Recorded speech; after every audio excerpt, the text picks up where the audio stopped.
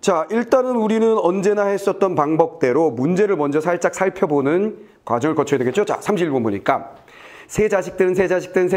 자식들이 등장하는구나. 그리고 얘네가 떼거지로 뭔가 하나 보구나. 인물의 심리, 내면 등등을 파악하면 되는 거고, 서사문학의 가장 기본적인 거, 인물 잡고 뭐 하는지 따라가다가 내면 밑줄 하고 그 내면을 가지고 판단하는 거 그대로 하시면 되고요. 32번은 보기가 있는데 좀 독특하죠. 일반적으로 현대소설, 현대작품들에는 무슨 보기가 주로 주어진다 그랬어요? 작품 보기, 그 작품의 특징. 그럼 서사문학에서의 보기는 보통 어떤 것을 주게 되냐면, 서사문학의 보기는 첫째, 시대 배경을 주는 경우가 굉장히 흔합니다. 산업화되던 시절이다, 독재정권하였다, 일제치하였다, 이런 시대 배경 주고, 그 다음에 인물의 성격 등을 줍니다. 그리고 나서 뭐 해주냐면, 사건에 대한 정보를 주는 경우가 가장 기본적으로 흔해요. 현대 서사문학에서는. 근데 희곡이나 시나리오 같은 경우에는 그 장르상의 특징이 명확하기 때문에 작품 보기보다는 장르상의 특징을 보기로 주는 경우들이 또 흔합니다. 그럼 얘는 보니까 벌써 특이하죠? 무대가 있고 관객석이 있고 AB가 있어요. 자, 그럼 먼저 보시면 이 작품에서 무대는 물리적으로 동일한 공간이지만, 무대는 당연히 물리적인 공간이야. 요거 무대라고 치면 요거 물리적으로 한 통속이잖아. 한 통속이지. 한 공간이야. 자, 동일한 공간이지만 서로 다른 이야기가 진행된다는 특징이 있다 그랬어요.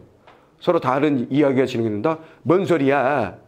요거 빤딱 잘라가지고 여기 있는 사람하고 저기 있는 사람하고 연기를 하면서 여기 비춰가지고 여기서 하다가 저기는 미래, 여기는 과거, 막 이런 식으로 할 수 있다는 거지. 이랬지, 여기는 산, 여기는 바다, 뭐 이런 식으로 해서 다른 공간을 보여줄 수도 있고, 그 맘먹기에 따라서 다르게 할 수 있다는 거예요. 특징이 있다. 이를 도식하면 다음과 같다 해놓고, 그림이 있는데 무대가 AB고 관객석이 C야. 그럼 사람들은 어디 향해서 앉아있는지 알겠지?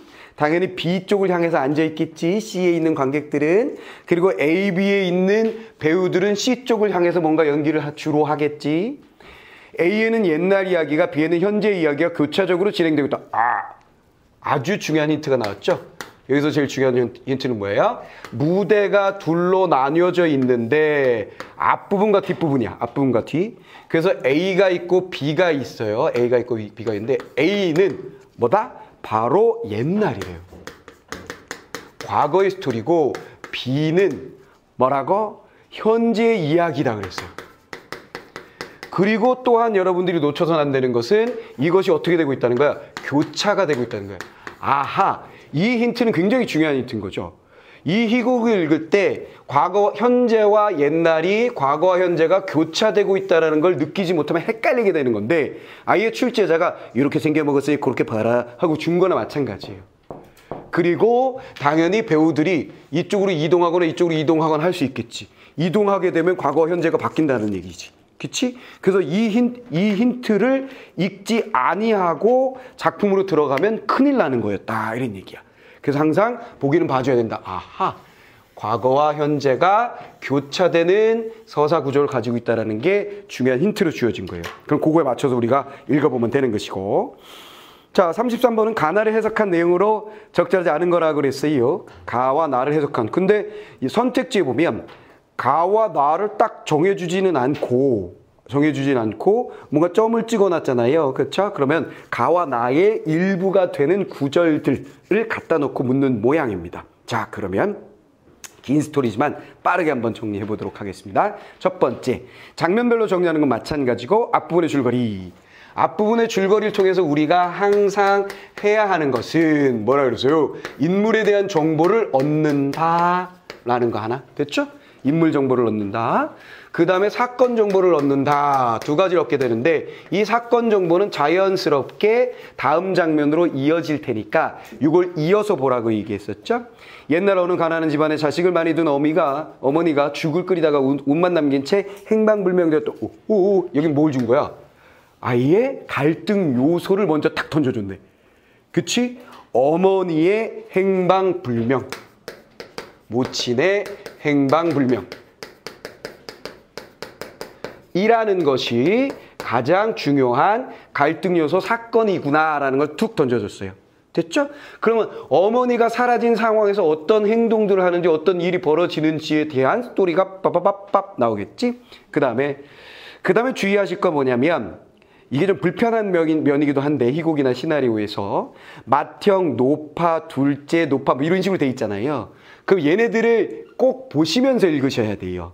누가 말하는지. 소설에는 되게 자연스럽거든 이게. 형은 말했다. 형이 말하다가 동생은 그래도 화가 나서 뭐 했다. 이런 식으로 자연스럽게 잡게 되는데 얘는 계속 이렇게 반복되면 어느 순간에 얘를 안 보고 읽는 애들이 있어.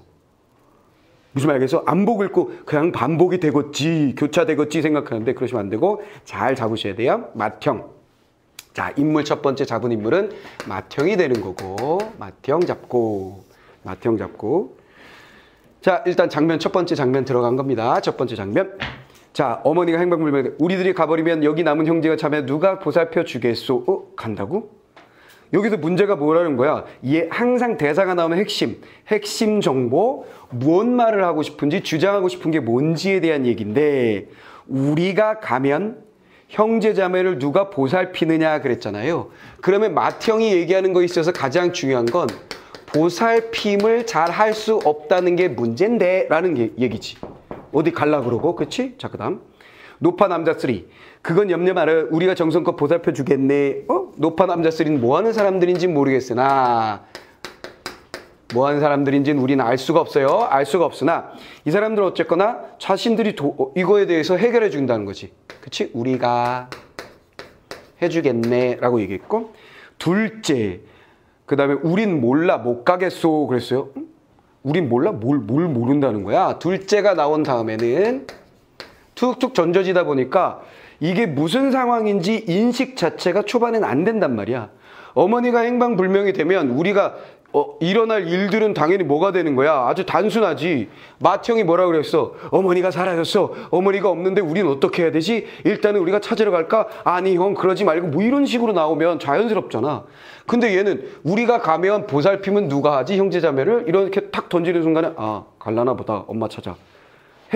하긴 했는데 얘는 또 갑자기 몰라요. 그래서 못 가요. 이런 식으로 얘기하니까 일단은 핵심적인 내용은 가는 것에 대해, 감에 대한 얘기구나라는 거 포인트 먼저 잡으시면 돼요. 오케이. 가는 것에 대해서 얘는 뭐야? 가긴 가야 되는데 애들 어떻게 보살피지? 우리가 해줄게. 그 다음에 가긴 가는데 몰라서 못 가겠어요. 뭘 몰라서 못 가는데 모르겠어. 빨리빨리 지나가는 거야. 핵심 포인트, 갈등 요소, 지금 화제가 되는 것이 무엇인지를 딱 잡는 것만 먼저 하시고, 오케이? 차근차근 따라가시면 됩니다.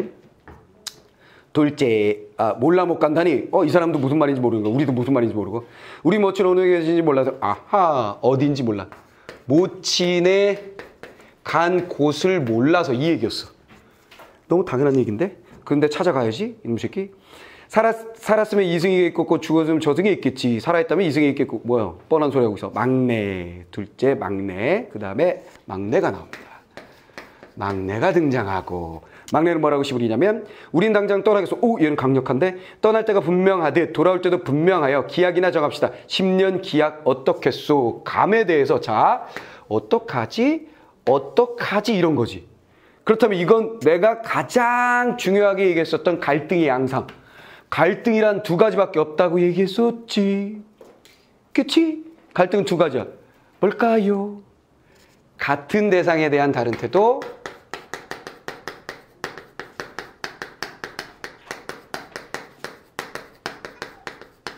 그 다음 뭐야? 여기 한 가지고, 그 다음 뭐야?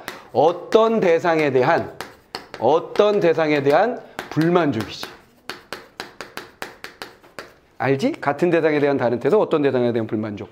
요거는 지금 갈등 요소가 뭐야? 가나마나 갈 거냐 말 거냐. 요게 갈등 요소 명확하지. 화제이며. 그것에 대해서 큰형은 맏형 뭐라 그런 거야? 우리가 가긴 가야 될 것 같아. 야 가면은 우리 남은 형제자매 누가 보살피지? 이거였지. 그치? 그럼 뭐야? 가나마나 고민하는 녀석이라는 거 우리가 알 수 있고. 둘째는 뭐라고 한 거야?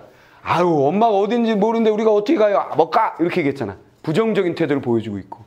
그러면서 이 각각의 성격을 명확하게 우리가 뭐라고 딱 정의하지 못해도 이 대사를 통해서 뭐가 드러나고 있다는 건 명확한 거야. 인물들의 성격이 드러나는 거야.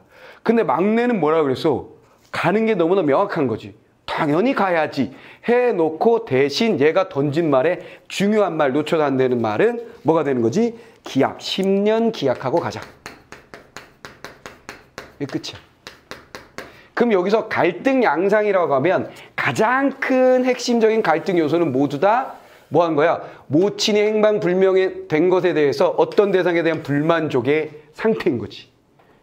오케이. 그러니까 1, 2, 3 막내는 몇인지 모르겠지만 그냥 3라고 치고 첫째, 둘째, 3가 모두 다 또 다른 형제들까지도 모친의 사라짐에 대하여는 같이 갈등하고 있는 거야. 이건 어떤 대상에 대한 불만족이야. 그러니까 이걸 인물과 인물의 갈등이라고 볼 수는 없는 거지. 이런 양상은. 무슨 말 알겠지?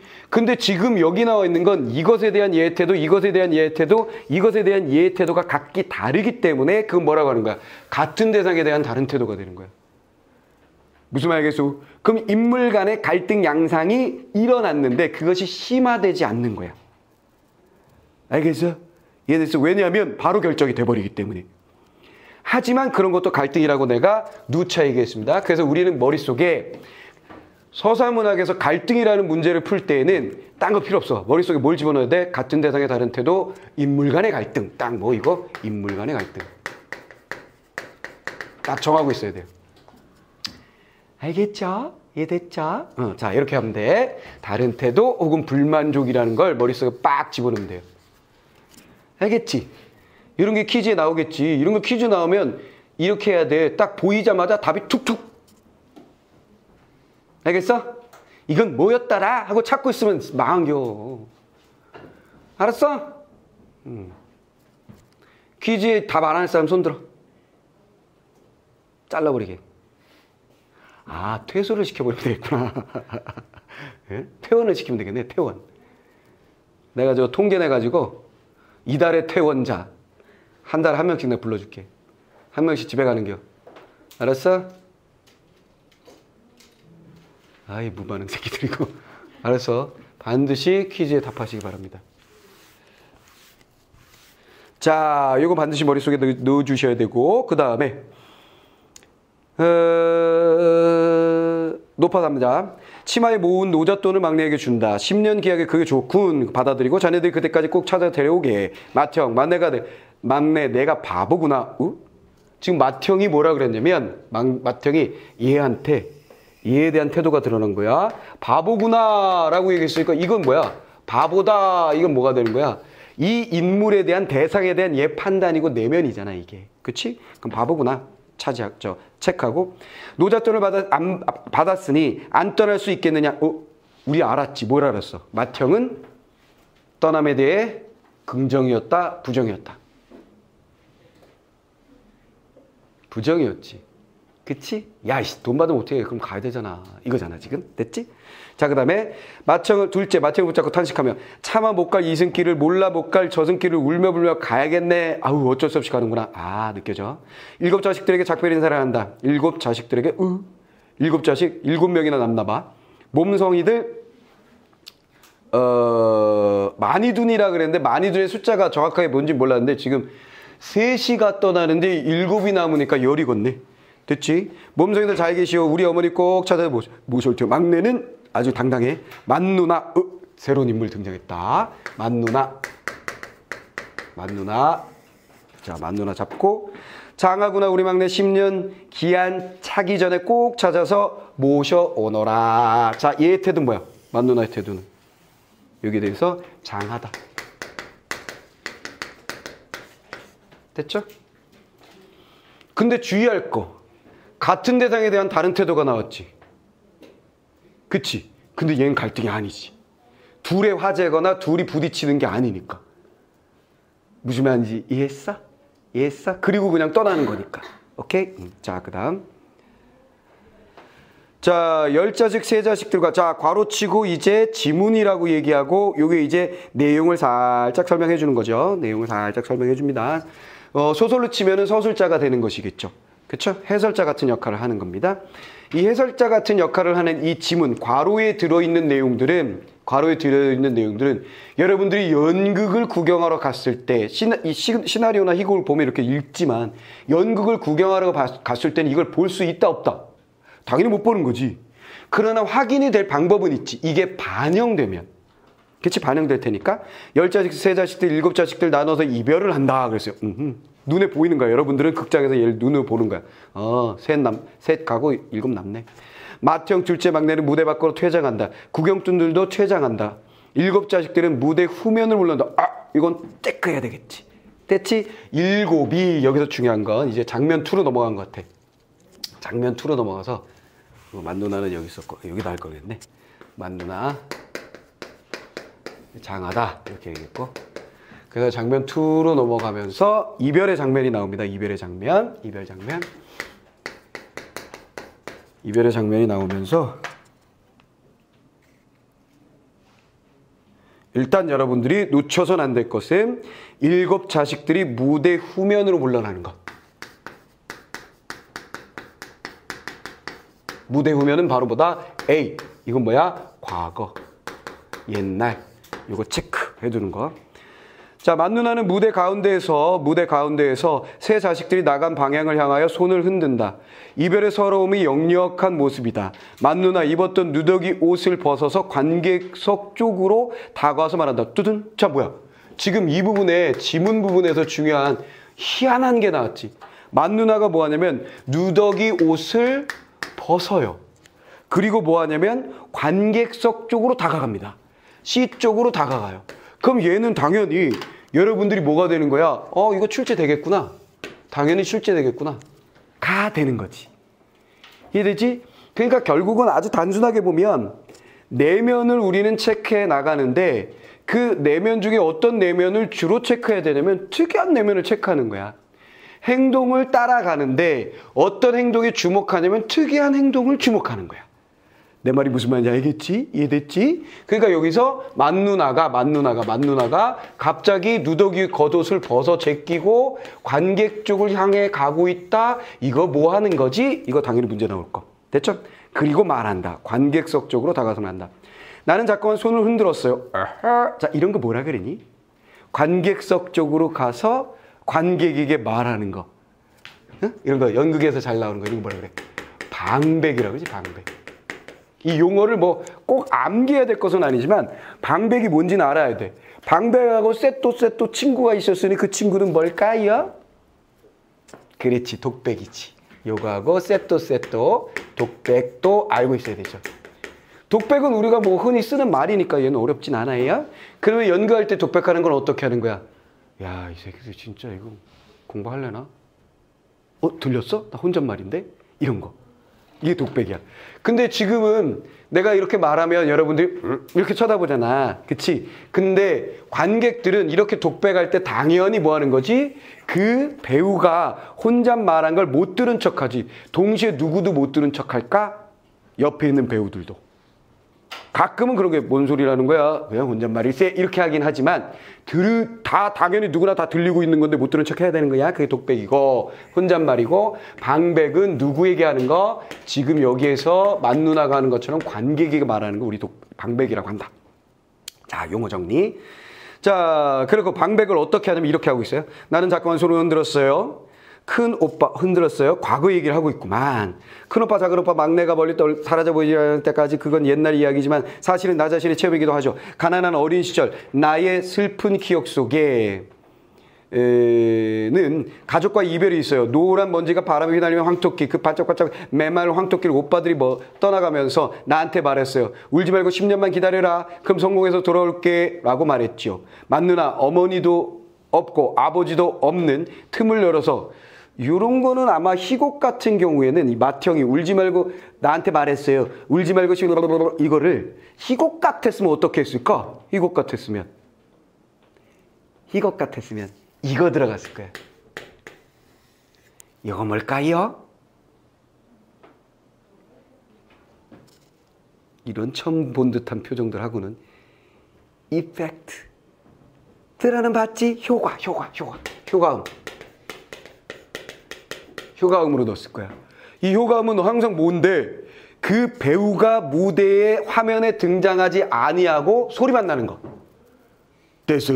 지금 이거 뭐 하는 거야? 이미 나가버렸잖아. 오빠들은 갔잖아. 10년 후에 올게 하고 갔단 말이야. 그리고 나서 얘는 앞쪽으로 툭 나와서 옛날에 야 이러고 있잖아. 오 이거 벗어 던지고 지금 어디로 온 거야? 현재로 온 거잖아. 얘는 그치? 그러니까 이제 감 잡았어. 여기는 현재 온 거야. 현재. 여기는 B 쪽에 해당하는 거고 여기는 과거고. 자, 그러니까 요거는 당연히 이펙트로 처리하는 게 맞을 거예요. 이 시나리오에서 했었다면. 그 다음 맏누나가 계속 반백을 하는 모양입니다. 어머니도 없고 아버지도 없는 틈을 노려서 도망치듯이 몰래 집을 떠나가는 오빠들. 나는 훌쩍훌쩍 울면서 손목에 떨어져라 흔들었죠. 두둔짜. 여기서 출제의 포인트가 되면서 여러분들이 놓쳐서는 안 되는 건 뭐죠? 도망치듯. 이거 놓치면 안 되는 거지. 그렇지. 여기서 얘네들이 가기 싫어하는 것을 우리가 봤고, 그렇지? 그 다음에 그 떠나는 것 자체가 도망치듯이라고 얘가 느껴졌다라는 거야. 그러니까 무책임한 오빠들인 거지, 어찌 보면. 당연히 찾아오려는 의지조차 보이지 않으며. 오케이. 그리고 가는 것 또한 그냥 에이 됐다 그냥 우린 동생들 모르겠다 그냥 가자 이런 느낌을 받고 있었던 맏누나. 그러다 보니까 막내에 대해서 가장 뭘 한 거야? 장하다고 칭찬하고 그랬겠지 뭐. 난 훌쩍훌쩍 울면서 손목을 떨어져라 흔들었죠. 누더기 옷을 다시 입고. 입었다는 얘기는 뭐야? 다시 누더기 옷을 다시 입었다는 얘기는 현재에서 과거로 가는 거지. 됐지? 옷의 역할은 뭔지 다 알아먹었지? 됐지? 포인트 잡았어요. 자, 이건 당연히 문제로 나오는 녀석일 거고. 다시 입고 무대 가운데로 서서 세 자식들이 떠나간 방향을 향하여 외친다. 가는 듯이 돌아들어오소. 기다리는 마음 미치고 달치겠네. 곧 오세요. 이런 얘기였고 별거 없었습니다. 자, 그래서 첫 장면에서 여러분들이 놓치지 말아야 될 것은 어머니가 행방불명이 되어서 그를 찾으러 가는 것에 대하여 입장 차이가 나며 각각 핑계를 대거나 뭐뭐 했다라는 것. 오케이, 이해됐지? 그 중에 막내가 독보적으로 가장 강한 의지를 보여주고 있었고, 그 다음에 이별 장면 두 번째 장면에서 여러분들이 포인트로 잡아야 되는 것은 애들이 뒤로 물러나고 과거로 가고, 옷을 벗으면서 앞으로 나서면서 현재로 오고, 옷을 입으면서 다시 과거로 가고. 오케이. 그 다음에 놓쳐서는 안 되는 것도 뭐라 그랬지? 도망치듯이라고 판단하고 있는 것. 오빠들의 성격 제시. 오빠들의 성격이 여기에 제시되고 있는 거 놓치지 말아야 된다. 이거만 잘 하시면 되겠습니다. 자, 세 번째 장면. 여기 세 갈래 길이구나. 공간. 이건 당연히 중요할 것 같죠? 세 갈래 길이 있어요. 갈림길이 놓여 있어요. 공간. 그동안 우리 함께 다녔으니까. 그리고 여기는 지금 뭐냐면 가가 시작됐습니다. 가에 대한 문제풀이 들어가야 되겠지? 자, 세 갈래 길이구나. 그동안에 우리가 함께 다녔으나 지금부터 제각기 갈 길을 택해서 가기로 하자. 표지판은 소리를 내어 읽는다. 둘째, 서울로 가는 길, 바다로 가는 길, 산으로 가는 길. 형님 어느 길로 가시려오? 보나마나 이거 뭐야? 데칼코마니네. 서울, 산으로 가는 길, 바다로 가는 길 선택하자.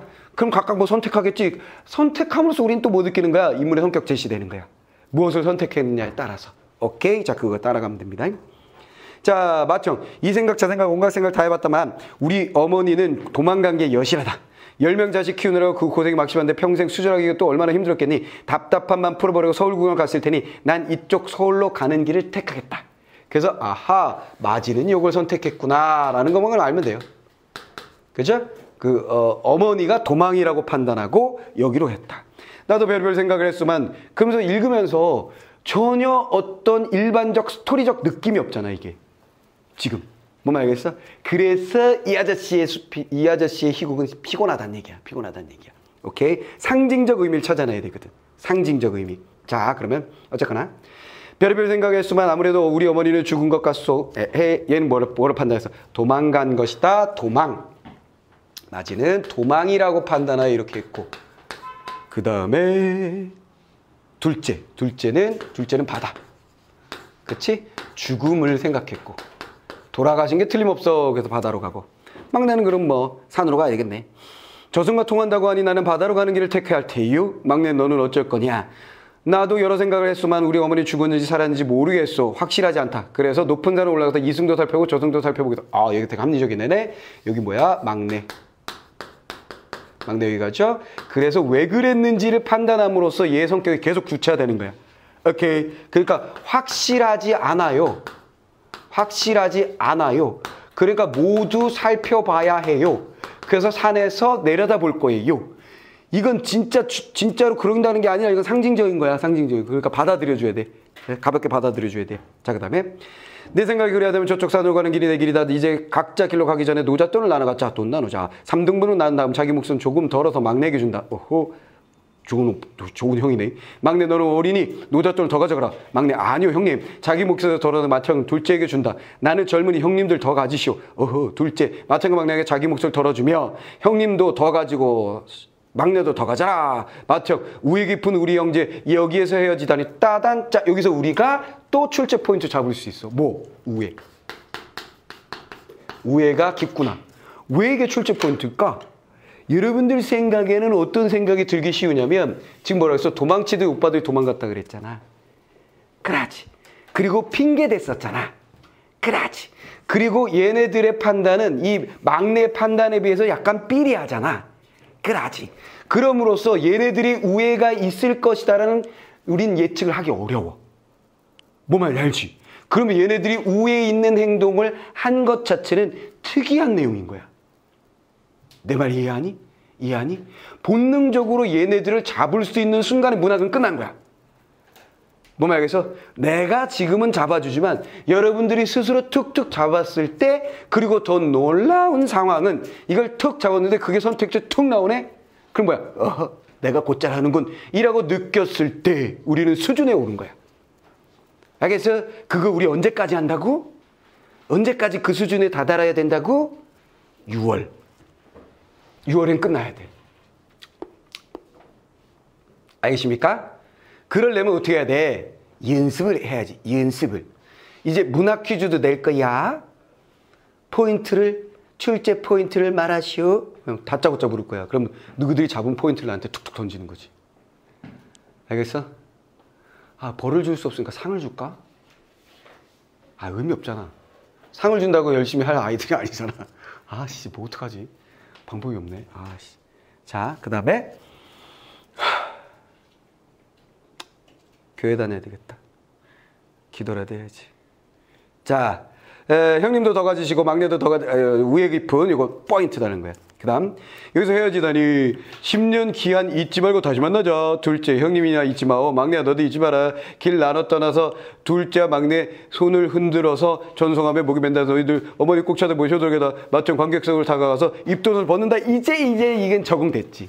이 새끼 옷을 벗음으로써 뭐 하게 되는 거야? 과거에서 현재로 퉁 떨어져 나오겠지. 이해됐지? 그래서 자, 이 장면 3에서는 별거 없었어. 새 갈래길의 선택 근거를 통해서 인물들의 성격을 알아냈다. 포인트. 끝났지?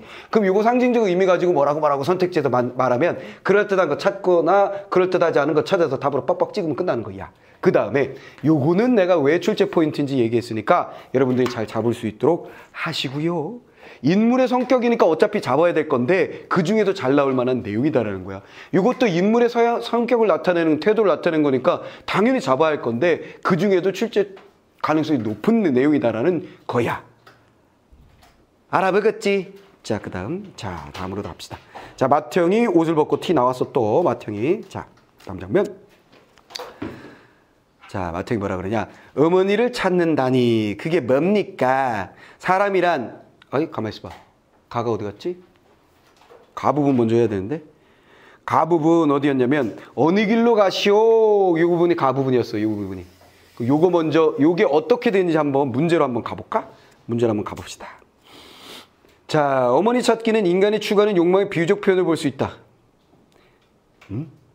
그런가? 세 갈래 길은 각 개인의 추구하는 욕망의 상해 약간 뭔가 붙은 것 같아. 내용이. 말 그대로 얘가 상징적이기 때문에 상징적 의미의 해석으로 가고 있거든. 오케이? 그러면 지금 여기서는 이게 어떤 상징적 의미인지를 너무 많이 짚어야 되니까 맏형의 이야기를 듣는, 즉 원래 출제자가 이렇게 되는 게 좋겠지. 가와 나를 동시에 참고하여 뭐 이렇게 해줬으면 좋았을 텐데. 오케이? 그래서 가나를 한꺼번에 봐야 될 것 같아. 그래서 나 부분 같이 들어간 다음에 한번 해석해 보도록 합시다. 어머니를 찾는다. 그게 뭡니까? 진짜 의미 해석인가 봐 이게. 사람이란 그 누구나 어른이 되면 어린 시절에 어머니를 잃어버리도록 되어 있습니다. 그러니까 어른이 되어 찾는 어머니는 옛날과는 다른 어머니입니다. 아하. 그치? 어머니 찾기는 특히 어른이 되어서 어머니 찾는다는 건 이건 진짜 어머니는 아니다라는 거야. 상징적 의미를 가지고 있다는 거지. 오, 그렇군. 그러니까 문제가 되는구나. 어머니는 권력일 수도 있고 이상일 수도 있고 예술일 수도 있습니다. 예를 들어 권력일 수도 있고 이상일 수도 있고 예술일 수도 있습니다. 그럼 보통 이건 뭐야? 세 개네? 그럼 연결해야 되겠네. 서울이 권력인가? 오, 되게 애매해 근데. 찾을 수가 없어. 그치? 그럼 안 나와. 명확해야지 나와. 넘어가고. 하지만 중요한 거. 아직 나는 내가 찾는 어머니가 무엇인지 알지를 못합니다. 아직 모르는구나. 어린이 안 돼갖고. 어른이 제대로 완전한 어른이 안 됐구만. 초등학교 다닐 때 내 꿈은 화가였습니다. 내 어머니는 화가였어. 즉 예술이었구만. 요거부터 시작했구만. 누가 마형의 꿈은 원래 예술이었어. 오색 물감을 하는 태양과 그런 땅에 언덕을 그리고 싶었지요. 그런데 중학교 때 군인이 되고 싶었습니다. 물론 쫄병이 아니라 수많은 쫄병을 거쳐서 장군이었지요. 기리치. 보통 우리 어렸을 때는 뭐 되고 싶니? 그럼 둘 중 하나야. 장군 아니면 대통령. 근데 그때는 장군과 대통령이 하나였어. 군부 정권이었으니까. 그지? 우리 때는 맨날 그거 했어. 물어보면. 아니면 박사. 이거지 박사. 무슨 박사? 그냥 박사가 아니라 교수 이런 박사 학위 이런 게 아니야. 박사하면 뭐야? 만화에 등장하는 로봇 만드는 박사. 다 이거였어. 우리 때는 어렸을 때는. 그 다음에 정치가가 되고 싶었습니다. 가만히 있어봐. 예술에서 이렇게 느낌상으로는 이렇게 간 것 같은데? 그치? 화가. 그 다음에 장군. 그지? 그 다음에 나라의 충성, 나라를 위하여 영웅적 인물 이상을 쫓았던 거지. 그 다음에 뭐야? 정치가, 권력, 이렇게 간 건가 싶어요. 그래서 대학에 들어서 행정학과를 전공했는데 졸업한 무렵에 그 모든 것이 막연하다는 생각이 들었습니다. 나 인생에 예술가가 되려는 욕구, 군이 되려는 욕구, 정치가가 되려는 욕구가 같이 있었습니다만 나는 배우가 되었습니다. 근데 뭐라고? 배우가?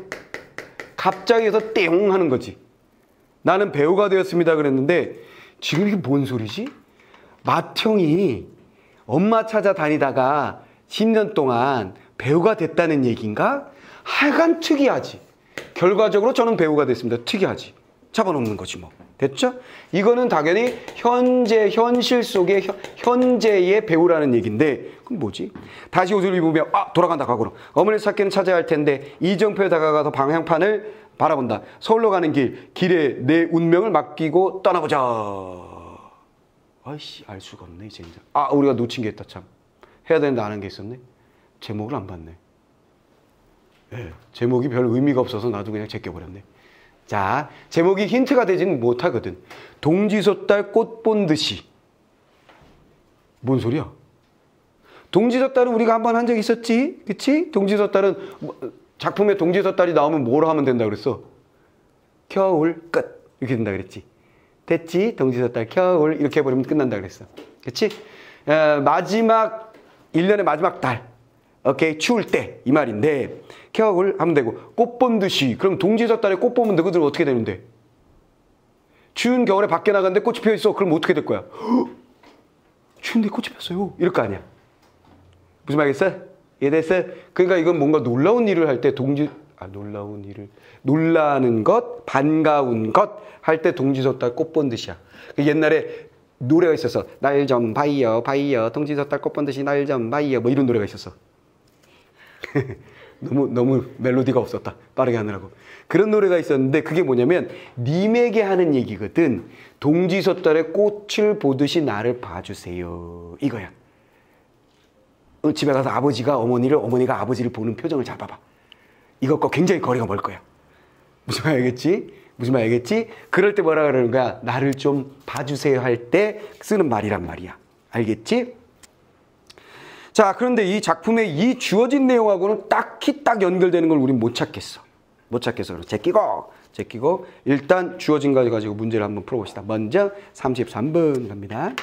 가나 요거는 이강백의 이러한 형태의 희곡에서는 반드시 나올 문제예요. 상징적 의미에 대한 얘기. 자, 어머니 찾기는 인간의 추구하는 욕망의 비유적 표현이라고 볼 수 있다. 아하, 가나를 연결해보니까 분명히 그러네. 이것들이 전부 다 뭐라고 했어?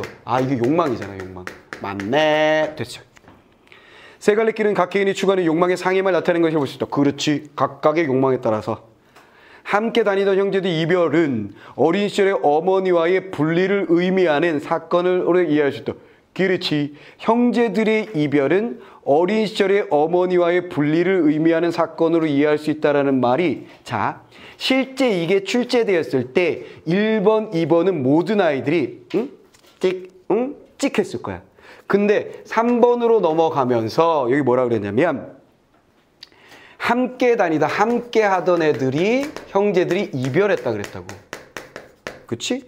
그것은 어린 시절 어머니로부터 끝난 거, 변한 거라 그랬단 말이야. 무슨 말인지 알겠지? 얘가 뭐라 그랬냐면 나부분에 어린 시절 어머니를 잃어버리도록 되어 있고 어른이 되면 그렇게 된다 그랬잖아. 이해됐지? 그리고 뭐 어디 간다 그랬잖아. 즉 각각의 욕망을 찾기 시작한 것은 새어머니를 찾는 거야. 그러지. 내 말 이해됐어? 셋이서 출발한 것은 엄마를 찾으러 간 거야. 근데 이쯤 됐으니 우리 헤어지자 해놓고 나는 뭐 그리고 얘는 뭐라 그랬어? 나는 이렇게 돼서 이걸로 갈 거예요 라고 얘기했잖아.